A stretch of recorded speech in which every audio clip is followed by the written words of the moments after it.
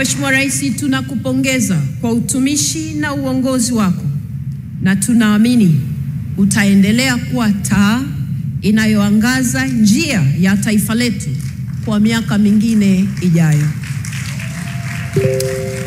Mheshimiwa Rais, uniruhusu niyataje baadhi ya majukumu makubwa uliyoyatekeleza ambayo yameacha alama ya kudumu kwa nchi yetu. Baadhi ya hayo yameshatajwa hapa na wanakwaya. Mheshimiwa Rais, nianze na falsafa ya 4R ama R4. Katika kipindi cha awali kabisa, uliitaja falsafa ya R4 kama dira muhimu itakayoambatana na uongozi wako. Na 4R hizo ni hizi zifuatazo. Kwanza, maridhiano. Katika eneo hili tumeshuhudia juhudi zako za kuleta maridhiano ya kisiasa na kijamii na kuhimiza umoja wa taifa letu. Mheshimiwa Rais, ya pili, ustahimilivu.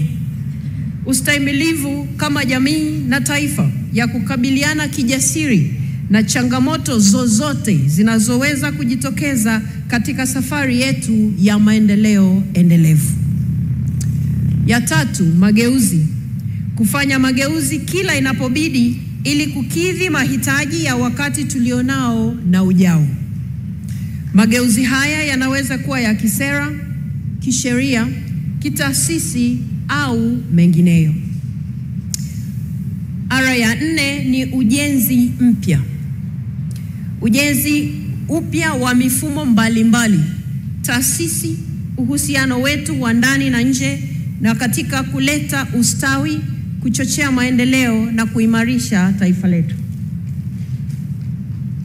Mheshimiwa Rais, ulipokuwa unabainisha falsafa hii ulisema kama ifuatavyo: ninaamini kwamba kwa jitihada zetu za R4 tutaweza kutimiza malengo ya kuwa na mfumo wa vyama vingi vya siasa.